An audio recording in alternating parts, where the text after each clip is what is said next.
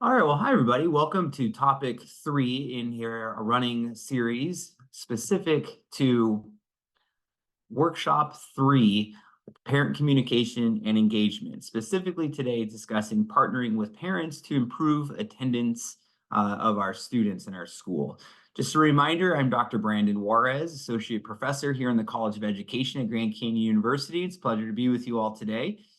In addition to being a certified teacher, I still hold my license as a certified school leader in the state of Arizona, and I've been in the teaching profession. It seems I need to update this for almost 20 years now at this point.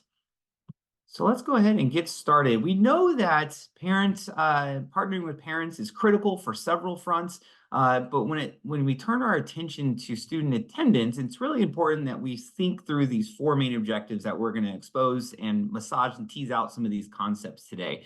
The first is the impact of student attendance. And yes, we'll talk about chronic absenteeism, but also the impact from the positive side about how much students are able to retain and take with them when they're in school. We know this is an important piece, and so we're going to really start making sense of the impact of students' attendance from both sides.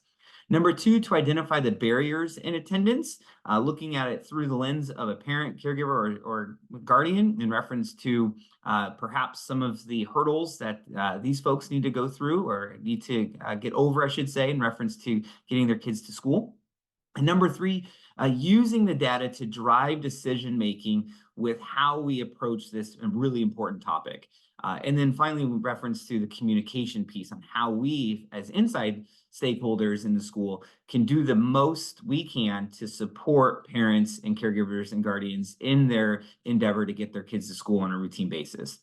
And then finally, we'll end our time today with developing attendance improvement plans. And my goal here today for you is to use the worksheet provided to jot down some takeaways in reference to where we can pivot some of our practices now and perhaps develop or modify some improvement plans with how we support students and their families with getting to school. So the impact of student attendance, I encourage you to pause this recording here and to watch this video. It's a rather short video, but it really focuses on and provides a great visual representation using these Jenga blocks of how being at school and attendance matters for the sake of scaffolding instruction, right? We know as educators, regardless if it's in the front office or in the classroom, that learning scaffolds on itself. We think of Bloom's taxonomy. We think of units of study through a scope and sequence or a curriculum map. We know that if students miss a part of the instruction, it has the potential of having lasting impacts, not to mention year over year. So in this video, go ahead and pause us here and go ahead and turn your attention to this video. Now, coming back from this video, I would encourage you to take a few notes on the worksheet there regarding what you learned and perhaps what information was exposed to you in that short video. When we circle back to this concept of chronic absenteeism, and I'm going to move my screen over here, there are several reasons for chronic absenteeism. And the first thing we want to keep in mind as educators is that we need to not assume when parents are not able to get their kiddo to school that it's not all for the same reason. There are several unique challenges that caregivers, parents, and guardians face. And so first element is to understand that chronic absenteeism has several facets of why this is the case. The next note you should have taken away from the video is that chronic absenteeism in the United States is defined as missing 10% of all school days in the academic year. In most cases, that's 180 school days, so 10% would be around 18 of those school days missed. And now that's throughout the whole academic year. But nevertheless, when students miss, we need to know that that really has a lasting impact on their learning. What I want to have you think through now is in reference to the lasting impact of absenteeism. So when students miss just one school day, thinking of the elementary grades in particular at this moment, we're thinking that students are going to be missing out on everything related to what they miss for that day regarding ELA, or English Language Arts, and math and science and social studies, and all of the different bands within social studies, not to mention any of the specials like PE or electives like art and music and STEM, if possible, or if applicable to your school campus. But when they miss that, it takes a lot of work for us as teachers and school leaders to get them back to campus and then to get them the content that they missed. And so we'll talk a little bit about remediation strategies and response to intervention a little bit later today. But it's really important that we understand that there's a lasting impact and that we are not in a position as inside stakeholders to simply ignore it. Oh, welcome back, right? No, we need to do something once they come back and have an onboarding strategy. And we'll talk through some of those elements here today. And then finally, regarding chronic absenteeism, is that when students are able to be on campus, the recovery is slow and requires lots of training, support, and preparation in terms of training, how we as inside stakeholders have a plan to get these students back on track and onboard them back into school and all the other academics that they are privy to. It also requires a significant amount of support and preparation and partnership with parents, guardians, caregivers, in the name of continuing the routine of getting to school and being on campus. Next, here is a quote directly from the U.S. Department of Education regarding the most recent revision of the No Child Left Behind Act, now known formally as Every Student Succeeds Act, or ESSA. This quote really kind of solidifies two things. And the reason it's here is to one, if you're a teacher watching this video, to really reinforce how important and impactful you are as a teacher. And when we think of attendance, it's really important for us as educators to know the value that you add and have on students. And I think sometimes teachers underestimate their impact. So hear it from me first, and maybe jot a note down in the margin here that you matter significantly. I often encourage our teacher candidates here on campus to think through this concept. When a student matriculates through their K-12 experience, they probably are going to have about 30 to 35 teachers in their lives throughout those 13 years of their academics, K through 12. So you think of high school with all of the different subject areas, but in elementary school, it's typically one, maybe two student per grade level, or teacher, I should say, per grade level throughout their elementary experience. So when we round that all up, it's about 30 or so teachers that these students have. Think about the impact for just a moment here that 30 people have on a student's life, and specifically thinking about their life after their K-12 experience. We're learning about everything from economics to learning how to read, going down to those littles, how to hold a writing instrument, and how to share and collaborate and work collectively with others around them. They learn all sorts of course, the content. There's roughly about 130 content standards in every elementary grade level in particular. So think about all of the content that these teachers bestow on these students. So yeah, about 30 or so teachers make a significant difference in a student's life. And if you're a teacher, again, watching this video, you're one of those 30 people. And what an impact you make on a student's life. So please don't underestimate your authority and your power as a teacher.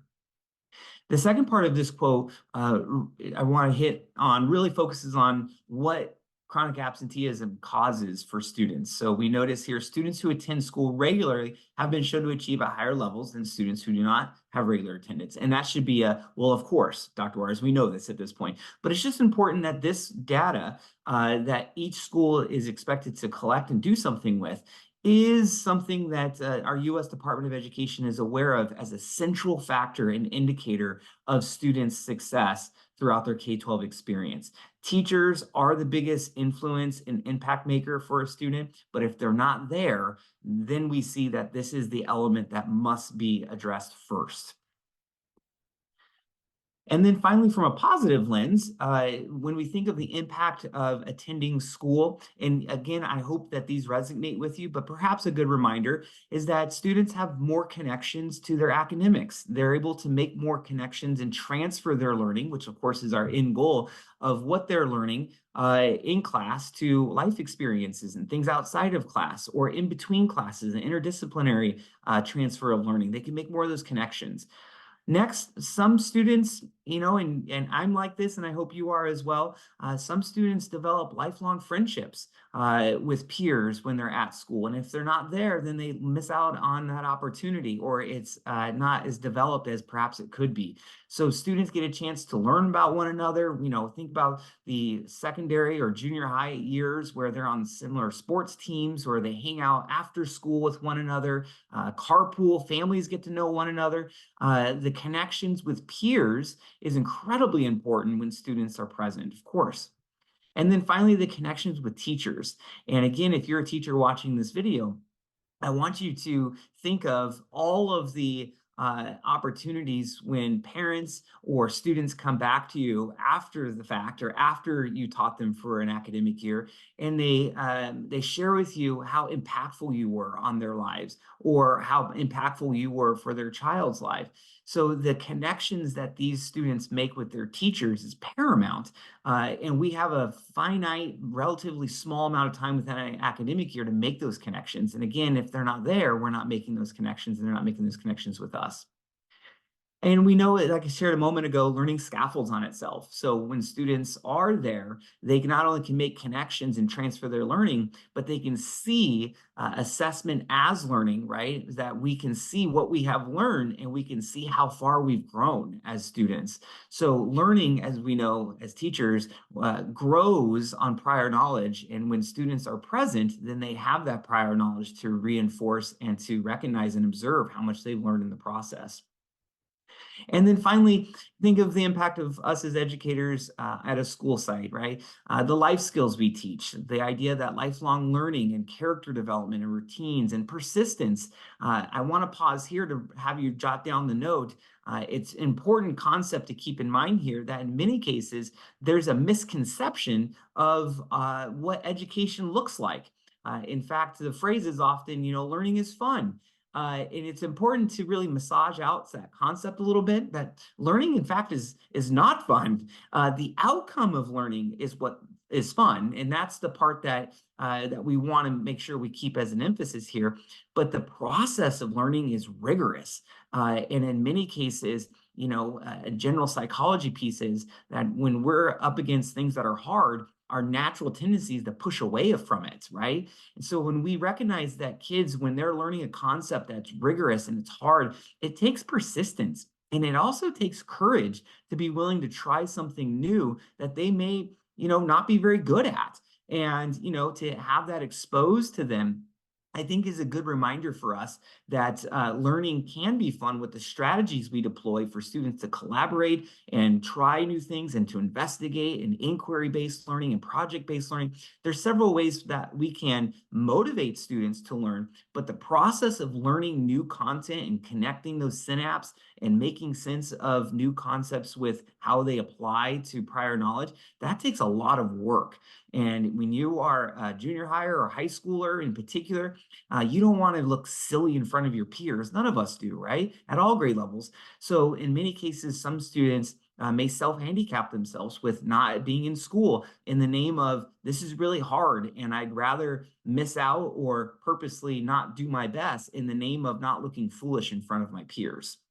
So it's important that we as teachers recognize that learning is hard, the outcome of learning is fun, and we want to get our students to that outcome level so they can see the reward of their hard work, the fruits of their labor, if they will, right?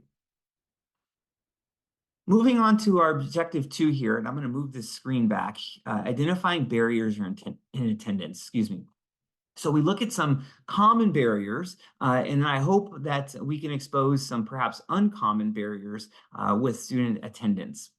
The first is that getting students to school, really we need to make sense of a few concepts, thinking through the lens of a student. The first is that we may need to make sense of, as inside stakeholders, as teachers, staff, and school leaders here, about the restorative practices that we're currently deploying on campus.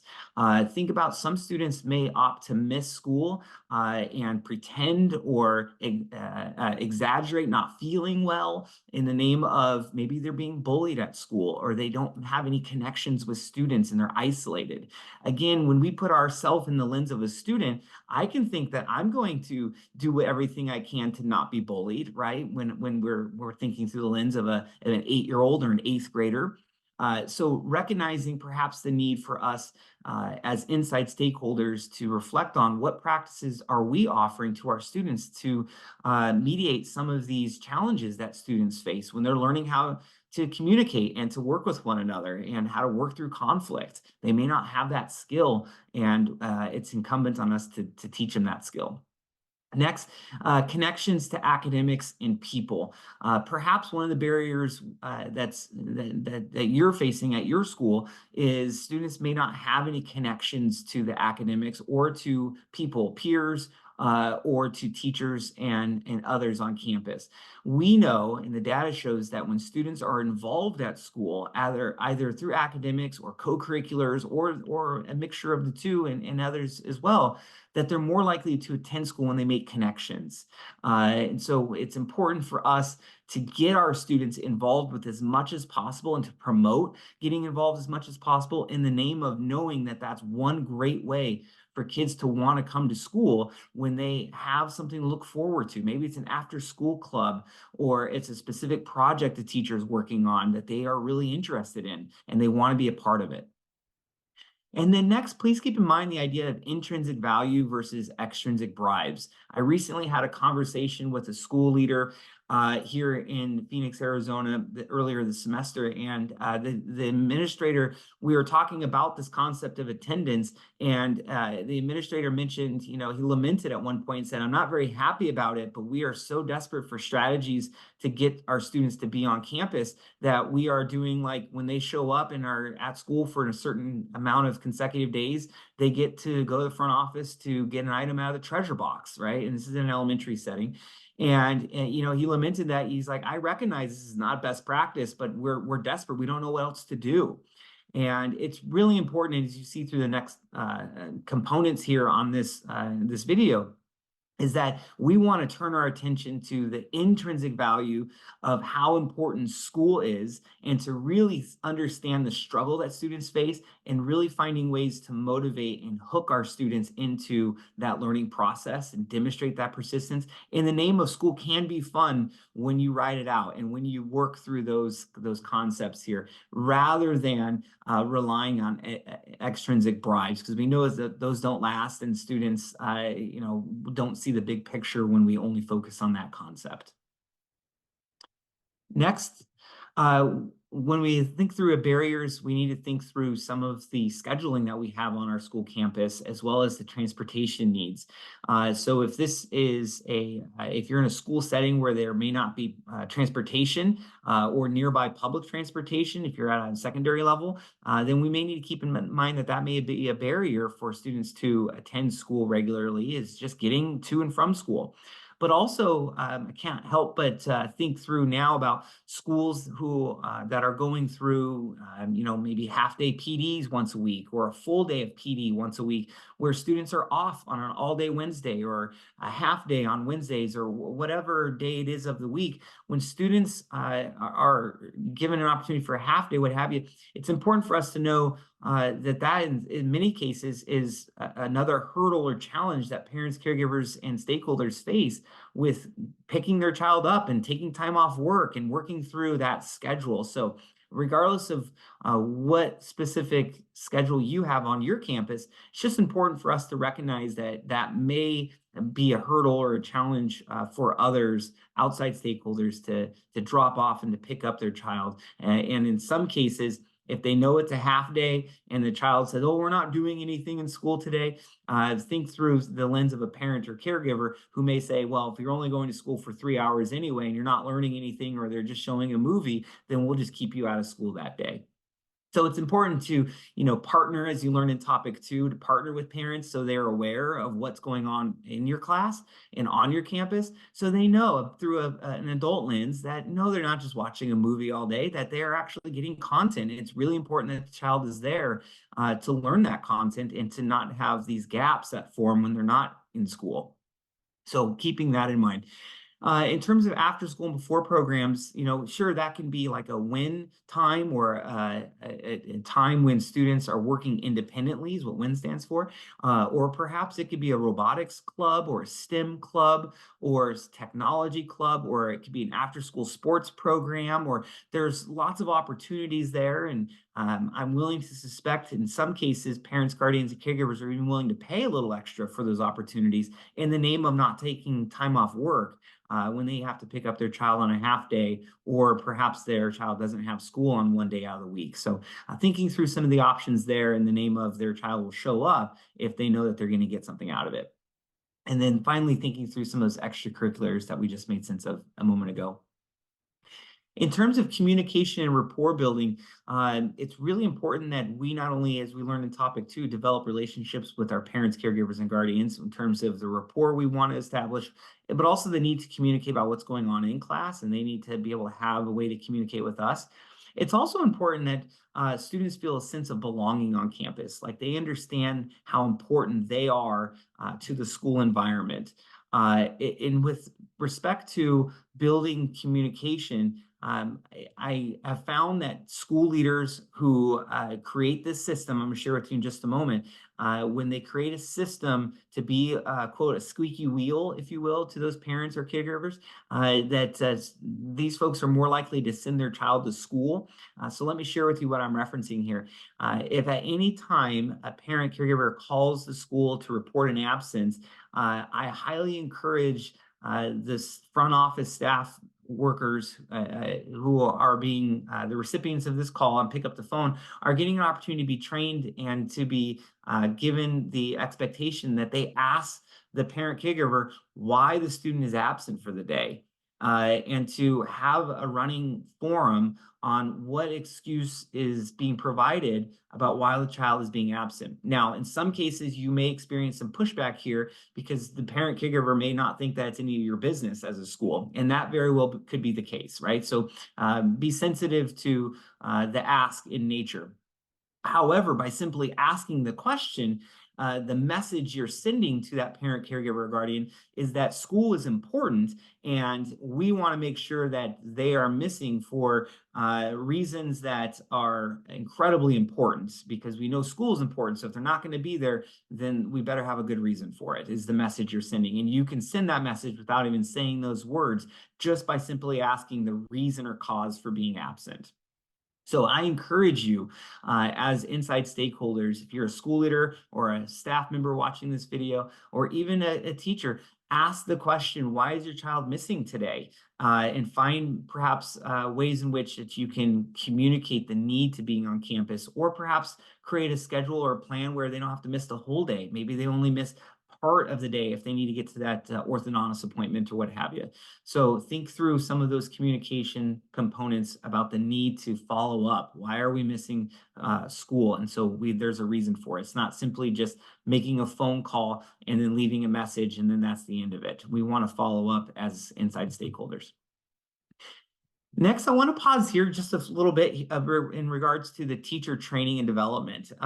We want to keep in mind that in some cases, when school is boring to students, then it's not something they want to go do, right? Go sit there in a classroom and have this sit and get model where they just sit there and take notes. And folks, if I can be transparent here, it's really important for us to perhaps reflect on, and I encourage teachers, when you're in your classroom, go sit in one of the students' tables and desks when after school or before school when students aren't present. But I want you to think, can you imagine being in a student's shoes all day in your classroom? How bored would you be if you were simply talked to all lesson and you weren't given a chance to practice and participate in the learning and collaborate with your peers and simply get up and move around and interact in different small groups? So when we think of the lesson plan sequencing, there's a formula I like to use, and this is something that I've created. So I want you just to kind of keep this in mind, and you can modify it as much as you need. But the principle and the spirit of what I'm going to share with you here is that we want to recognize that that sit and get model of learning is not best practice as we see it in child psychology and in instructional planning. And instead, what we want to do is think through this formula of the student's grade level times 1 or 1.5 in minutes. So again, students' grade level times 1 or 1.5 in minutes. And this is the amount of time, approximately, that you can keep the student's attention before you need to change what you're doing in terms of instruction and give students a chance to practice what they're learning. So that could be as simple as a think, pair, share, a stand up, hand up, pair up, where they are given a chance to reflect on and think about and collaborate about what they're learning. So again, grade level times 1 or 1.5. So for instance, as my example, if you're teaching a third grade class, you should keep in mind as a teacher that you're only going to be able to keep that child's attention between 3 to 4.5 minutes before you need to do something to give that student a chance to practice their learning and be a part of that learning process. That doesn't mean that your lesson is only 3 to 4.5 minutes. That just means that you're chunking the parts of instruction into these small little windows of time, and then you're giving the students a chance to do something with that learning. Again, there's all sorts of different options. They can even be longer in duration in terms of maybe a four corners or a jigsaw or a gallery walk or an inside-outside circle. There's all sorts of cooperative learning strategies or Kagan structures to keep in mind. But please understand, predominantly when it comes to attendance, our topic here, if students are bored all day, they're going to be less inclined to want to come to school if they're not motivated to be a part of the learning process. So perhaps it starts with us reflecting on what we're doing to get our students involved in the learning process as a way to understand that they will show up if there's incentive for them to do it and they see that the learning is something they can be a part of. And then also making the content relevant to our students and really driving home that application of their learning. So teaching content, but then also modeling that content to our students, as well as giving them a chance to practice that content, and then making the content relevant. So perhaps having projects that they can reflect on as it relates to what they're doing at home, or something that they can transfer, a project that parents and caregivers and guardians can work on collectively together with their child. For junior high, think about perhaps like a stock market when you're teaching economics, a week-long or 2-week-long project that they can participate on. All sorts of different projects and ways in which students can practice their learning, but making the content relevant so they can see not only what they're learning, but the relevancy of their learning. And so it's not just a sit and get, and it's not just a, well, we learned that and I don't know why I need to learn it, right? We want to make that relevant to our students. And then looking for strategies to onboard. So now that we think through some of the barriers with students when they come back to school, we as teachers at the individual teacher level need to have a plan in place about what do we do with students once they return. To give you an example, let's say a student's been absent for 3 days and the student comes back to campus, and in your lesson, do you have structure in your lesson where you can create maybe the daily 5, if you're familiar with that phrase, or rotations or centers or small groups, that is a consistent daily routine that you do, so that in the name of you getting these students caught up as best you can with the time you have available, but also juggling the responsibility of teaching all your other students and giving them a chance to practice and continuing to learn on pace, on the schedule that you have with your scope and sequence. So it's important for us to know that we as teachers need to have a plan to onboard these students once they do return, so that we're not just perpetuating the gaps that they have in their learning. They're gone for 3 days, they're going to be missing a significant amount of content, and we want to try our best to structure time in our lesson so we can start the process of catching them up. Certainly, it may not be the end result that we're looking for, but it's a start with getting them caught up and starting that process to remediate their learning. School leaders and staff support, perhaps think through, are there times in the schedule for that student's day where they can receive additional support from instructional coaches or from other staff members. Also think through about how we're communicating with the parents, caregivers, and guardians regarding what we're going to do with a schedule to keep that student on campus. So continuing as front office workers and staff members and school leaders, continuing to communicate with the parent guardian in reference to why it's so important. Even when they return, continue to reinforce why it's so important to be on campus. And then finally, in the age of post-COVID, think through, are there any ways in which the school can create technology or at the very least leverage the technology of perhaps a school website or some sort of Google Classroom or some other service that the school deems as being used that parents can access as well as their students can access on-demand training and support for the concepts you're teaching. I can't help but think in this year in 21st century here, there's more opportunities to learn the content outside of the traditional brick and mortar classroom than ever before. So we as teachers are incredibly important for this, for the name of, in the sake of making that learning become relevant to our students. But it's also important to keep in mind that we can leverage some of those on-demand trainings that are already freely available on YouTube and other websites where maybe that's just getting started on getting that concept under their belts, if you will, before coming back to school, or in the name of getting more support once they do return to school, they can maybe get support from these technologies. Also thinking through maybe Prodigy or MobiMax or Bookings or Bookit, I should say. There's all sorts of technology out there that that teachers and front office workers and school leaders can leverage in the name of giving their students extra support outside of the traditional classroom setting. And number three, using data to drive decision making. So we're going to look at these three components here. When we're making decisions on what do we do with attendance, it's important to do a couple of these things here. So when we notice patterns, right, we need to think through and start aggregating the data about when do students predominantly miss school. Is it during the third quarter? That's often the longest quarter of an academic year. Think about the specific grade levels. Which grade level of students is missing the most amount of school? Perhaps consider the time frame within the school year, as I mentioned. Think about home locations, about maybe starting to look at a map and think through the geography of where are students missing school the most in terms of how far away they live from campus.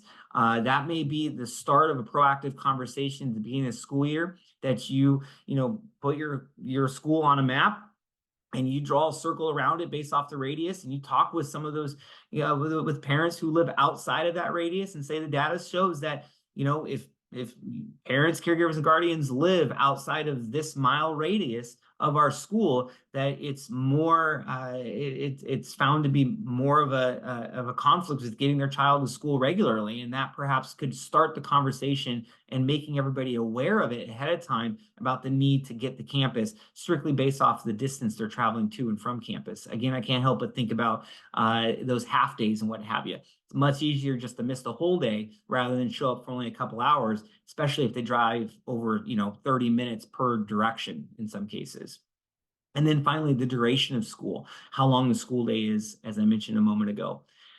And then next, centralizing when to collect the data and strategies to communicate, and onboarding and frequency of communication. So here, what I want to make sure that you make sense of is the idea that when you collect the data, that you are using some of these parameters. So it's not just a reactive strategy, but truly thinking about it before the school year begins, or a new semester begins, or a new quarter begins. If we know in advance that students are going to be absent, to use my example earlier, in the third quarter, then at the end of the second quarter, I would be sending home some newsletters and reminders and prompts saying third quarter is coming up. And I would tell them that it's really important that we're here. And we've noticed our historical data shows that students are often absent quite a bit in third quarter. And it's really important that we're here. Simply stating that up front, you may notice that parents will want to partner with you, and that may just simply bring it to their attention, may be a good strategy to keep in mind regarding communicating. In terms of how we communicate and strategies to best support our parents and caregivers and guardians, maybe at the beginning of the school year, you bring it back to the idea that you're going to call and have text messages, and perhaps the data shows of all sorts of different websites about chronic absenteeism and truancy in general, that home visits may be a great strategy to encourage and promote showing up to school and showing that connection between the home and the school.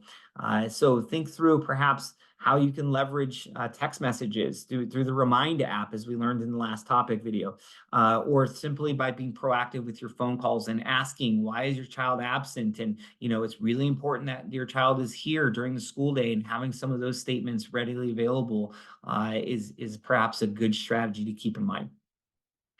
And from an insider's lens here, and again, just being candid, I think it's important that we as inside stakeholders keep in mind some of these elements, that, how much busy work is going on in our classrooms. It's important and incumbent on us as teachers to have a deep understanding of our grade level content, so we can drive home that pedagogy and really make sense of this content that we are expected to teach to our students, rather than coloring in a worksheet or doing a crossword puzzle. Is there other ways in which we can reinforce the learning and limit what parents, caregivers, and certainly students often see as busy work? Because when they're not seeing the value of what's going on in school, they may not be inclined to want to show up to school, of course, right? And then think through all the student-centered learning experiences that you could be and should be doing in your classroom on campus. And again, when students have more connections to you as a teacher and connections to their peers on campus and in their classroom, that may also promote and encourage students wanting to be on campus. So we're less likely to maybe exacerbate not feeling well. Maybe it's I don't want to miss today because we're doing this project at class and I really want to be a part of it. Well, even if they may have a tummy ache, they're so more likely to show up, rather than, oh, I don't feel well, and making that a bigger deal and perhaps not going to school because of it. And then best practices regarding communication. So being deliberate and focused initiative on contacting parents. I think it's incumbent on us as school leaders to reach out to those parents and make it incredibly clear, and continue and be persistent with those phone calls, home visits, text messages to reinforce the need to be on campus and in school. And then, as we shared a moment ago, plans to onboard and support students when they do return to school. We talked about some strategies from the classroom level, but also from the school level. And I'll share with you in a moment about the need to not be punitive. In addition to the student being behind in the learning, we also don't want to make it worse by, now a student having a punishment or a consequence that's more than natural consequence for being gone. And we'll talk through that in just a moment. So perhaps developing attendance improvement plans. So if there's not already something on campus, I encourage you to take some notes here. If there are some things that you're currently doing on campus, perhaps think through ways in which we can strengthen those strategies or pivot and modify some of the strategies. The first one in the literature, we see many schools are using what's called a CECO, or a check-in or check-out system, or a mentor. So what this means is that a teacher or a staff member, elective teachers, you can even use volunteers in some cases, depending on the school environment, where students have a specific mentor, not necessarily I'm a teacher teaching content, but just simply a mentor who's expected to check in and check out with the students. So there's somebody or multiple people that these students are connected with through more of like a mentorship, checking in. How are things going? Tell me about your softball game this weekend, or tell me what you're looking forward, and making those connections and building rapport with our students. Perhaps creating a system where students, if they're absent for a certain amount of time in the first quarter in the first semester, then they're going to be given an opportunity to have a CECO or a mentor who's going to check in and check out with them, and assigning that student to a mentor and vice versa may be a great strategy to encourage and promote students to being on campus. And then next, remember, our parents, caregivers, and guardians also need to have a sense of belonging to our school campus. So again, as we learned in topic 2 and in topic 1 in this series, that when parents are on campus, the data shows that they're more likely to feel connected and their child is more likely to be on campus if parents know that they're welcomed and valued on campus to help volunteer in a classroom or to help the front office with all sorts of different projects. But we as inside stakeholders need to leverage and understand the need to develop relationships with our parents, predominantly the parents who often fly under the radar. We want to take initiative and reach out to them and provide opportunities for them to connect.